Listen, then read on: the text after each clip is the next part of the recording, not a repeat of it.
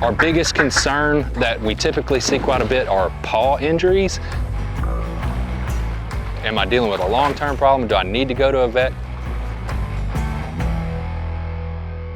Hey everybody, I'm Jonathan Bradshaw and I'm a sporting dog veterinarian here in Arkansas.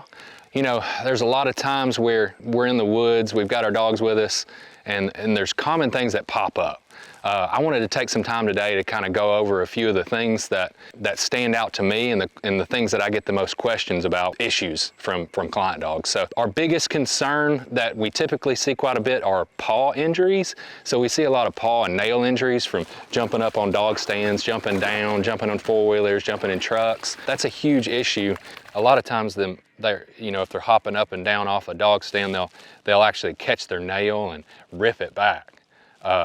It can be really painful for the dog, and the act of pulling the toenail back is definitely painful, but it's that toenail that's sitting there dangling that's, they're constantly pressing it down on the ground, and you got to go in there and trim that up a good bit for them to relieve some pressure in there. Usually by going in there, trimming it up, you provide a lot of pain relief. And then also, just because that nail bed will now be exposed, you'll see a lot of blood, and the nails just tend to bleed a whole heck of a lot. So I usually have some, it's clotting powder essentially, but it's for toenails, and I'll kind of have that, and you take that in there and you can kind of dab it on there and it'll start to stop it. So sometimes I'll use that vet wrap that I have in my blind bag and maybe a little cotton or something to sit on there, and then I'll wrap it so they don't lick on it and chew on it quite a bit. But that's one of those things that we run into a good bit too. We also see it where a dog's running through the woods. I don't know, they step on a stick or a limb or a stub or something sharp or a thorn, and they'll get a swelling, usually on one toe or in between their toes and the webbing of their foot. That's one of the big issues that we see. A lot of times there's not anything stuck inside of that area. There's never hardly anything there. I mean, occasionally, like 1 out of 20 times, there'll be a foreign object or a thorn or something that broke off. Usually it's kind of a penetrating wound where the thorn goes in and out, and it leaves bacteria and it leaves inflammation there. So that's usually what you're dealing with. So my recommendation for injuries like this are, I would talk to my veterinarian prior to going hunting for the hunting season. Make sure you have some like anti-inflammatory medication. Like our go-to's, the generic name's carprofen, but it goes by Rimadyl. I usually have like 5 days worth of Rimadyl kind of in my truck. That way, in case I get some sort of swelling there, I can reduce the inflammation with Rimadyl. A lot of times I'll have antibiotics as well, because that foreign body that went in and out will leave some bacteria there, so that you'll get a potential for a pretty bad bacterial infection. The other issue that I typically see, and it's always right around the first of the season, would be this thing they call limp tail or rudder tail, or there's tons of different names for it, but basically it's where their tail goes limp. So they'll be sitting kind of like she is now. She doesn't have it, but where your dog's usually wagging their tail quite a bit, they'll be limp, they'll be painful in that area. That's a pretty easy fix. What happens is, there's muscles that sit along the tops of their back legs right in here, the gluteal muscles. There's like a thick connective tissue sheath that lies over the top of that. What happens is when they come out, they go duck hunting, or they go in and there's a lot of exercise going on. They're not used to using those muscles quite as much. So there'll be some inflammation inside of those muscles, and it'll sit there and press on that connective tissue sheath, and it's just a ton of inflammation and swelling inside of that kind of muscle bundle. So those muscles also, although they have some movement, you're dealing with swelling inside of that area. Those muscles there, they're the muscles that actually wag the tail. So that's why their tail's tucked. So it's really not the tail that you're dealing with the issue with, it's those muscles that control the tail. So usually my recommendation is to do 3 days worth of carprofen, rest them for those 3 days, and usually by the end of that 3-day period, they'll be doing tons better. You can usually take them hunting within 4 or 5 days, and you don't see it again. So that's just one of those common things that we see. It's easy to treat. You shouldn't be too alarmed with it at all, it's an easy fix by all means. So another issue that I usually see is hot spots from electric collars. It's not so much that you've sat there and shocked your dog, you know, so much that you're dealing with those two hot spots. It's more contact of the metal with the skin in a wet environment. Maybe you left it on a little bit long, you know, you were on the boat ride, the car ride, you forgot to take it off in the truck. It's all common and we all do it, but it's just repeated exposure to those metal prongs that are on the e-collar. It's not just shocking, and a lot of people are concerned that I'm gonna say, hey, you know, you've been shocking your dog too much. In all reality, that's not it at all. The one thing that we usually end up doing, we roll back to using those antibiotics and the anti-inflammatories again in this scenario. Sometimes we'll clip that area right in there. Sometimes we'll just give them medication, and make sure that you don't put any ointment or anything on there. A lot of times when you put ointment, it kind of cakes up in that area and doesn't allow air to get in there to actually allow for healing to occur.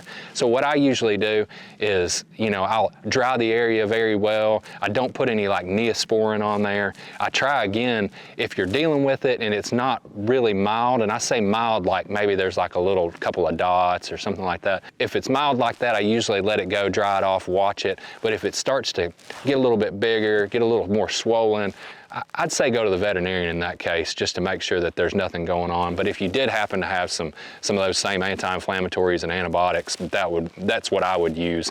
Sometimes I use it's like a powder, so a dry powder that put on there. It's got some medication in there to help that heal up.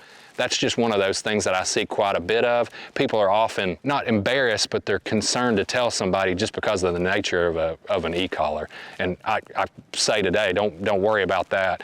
We all know as veterinarians that it's not because you've been shocking your dog too much. It's because of the contact with the metal that's on the prongs of the e-collar. So another thing that we see, not so much into the late season of duck season, but early on in duck season, what we'll see are snake bites. You know, snake bites around here, unless it's a rattlesnake, I tend not to be too terribly alarmed. A lot of times you don't really know if it's a rattlesnake or if it's just a cottonmouth or a non-rattlesnake. Rattlesnakes, they cause huge problems. Cottonmouths and, you know, water moccasins, they don't tend to cause much more than swelling where they bit the animal at or where they bit the dog at, or swelling kind of on the end of the nose or down maybe on the foot.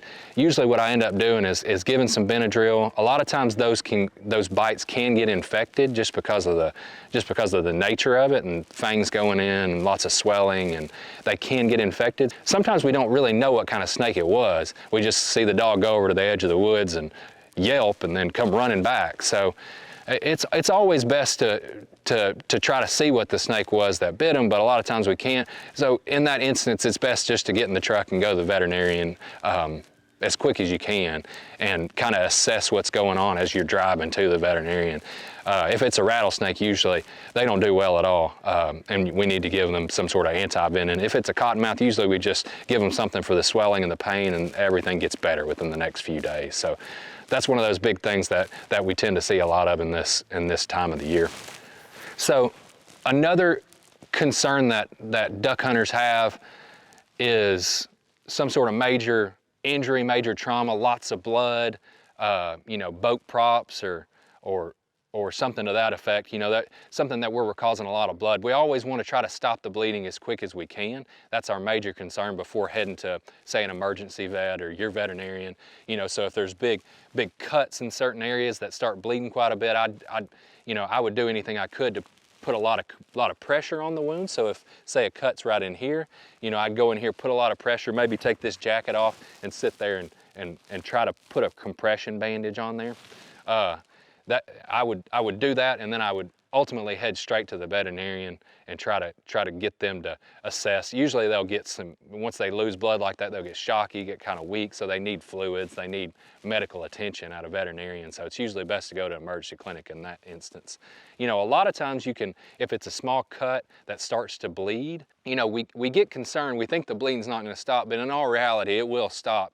I usually keep like a roll of vet wrap in my blind bag. I have some like clotting powder that I also put in here sometimes, but usually if I've got it, it's pretty it provides a pretty good compression bandage, but I'll sit there, you know, and take whatever I got, you know, if a neck gaiter or something, I would take that and kind of put it on the wound, sit there and wrap them up with using this, or just whatever I have. But this here provides that compression bandage. This vet wrap provides that compression bandage that you don't usually have the materials in your blind bag to do. So I recommend vet wrap like this, which at most feed and farm stores you can pick up a roll of this to throw in the blind bag. It's pretty handy even for yourself. If you were to have something that was bleeding a lot, you can use it. The one thing with vet wrap is you want to make sure it's not left on for a long period of time. So you don't want to go, you know, say Twiggy gets a cut, I put the vet wrap on, and then I leave it on all night. That's not what we want to do, to wait on the veterinarian. I mean, I would pull it off of there, let some blood flow kind of come back in. You know, definitely don't leave it on there for much more than a few hours, especially if it's on kind of the lower extremities. I'd be mindful of that for sure. But that tends to be how we deal with major cuts and scrapes in the area. So another thing that we find ourselves dealing with quite a bit are like grass seeds, like inside the eye, underneath the eyelids. Some things that I keep with me all the time, or at least in my truck, are sterile saline solution that people would use to wash out their eyes. And then I've got some Q-tips as well. These are like more medical grade Q-tips, but they'll let me get in there and kind of, I can pull that eyelid back and get in there and see the grass seed, and I can kind of grab it and pick it up with that. We have to like differentiate between, is there a grass seed still in there? Did I get it all out? Am I dealing with a long-term problem? Do I need to go to a vet because it's lodged deep down in there? You know, what I usually see is sometimes they'll scratch their eyes a little bit, they'll get a little bit of swelling, but if you get the grass seed out of there and, you know, within the first couple of hours, they'll usually get back to normal within 4 to 6 hours. So that'd tell me that you've gotten everything out of there, there's nothing left. If you notice that you've washed the eye out, you've seen some grass seeds come out, and say that evening, maybe 7, 8 o'clock, it's still swollen, and then you're like, well, let me look again. You wash it out again maybe, and it's, you know, an hour or so later, it's still swollen. I'd say that you still got a grass seed lodged down deep. So what I tend to do is, I mean, I would definitely go to the veterinarian and have them sedate your dog and go down in there and find what the issue is. That's one of the main issues that we see, especially when we're hunting fields and around a lot of grass and a lot of odd grass seeds. So take a second and kind of show you how I would get out, or how I would get some kind of, I don't know, kind of superficial, really easy to get out grass seeds out of their eyes. I'll see if I can get kind of Twiggy to show us. Usually pull their eyelid down and kind of take this and squirt it down in there, and you'll usually see the seed kind of boil out of there. Just kind of squirt it in there, kind of flush their eyeball out real good.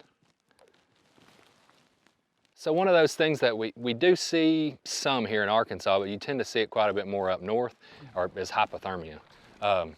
It kind of comes on quick, and usually it's when the action's kind of hot and heavy, or it's really, really windy. You know, if a dog's, you know, running hard and the water's really cold, you'll look over here, you'll notice them, they're not doing that. They're sitting there kind of hunched up, shaking pretty violently, sitting there. They kind of have an odd look to their face. We're kind of droopy and lethargic. You know, they're not active, they're not interested in what's going on. They just start to kind of turn off. Maybe you've sent your dog after a duck, and he or she doesn't really listen to you well, or they get out there and they kind of look back at you a little bit, and they seem confused or different than how they usually act. Those are some early signs of hypothermia.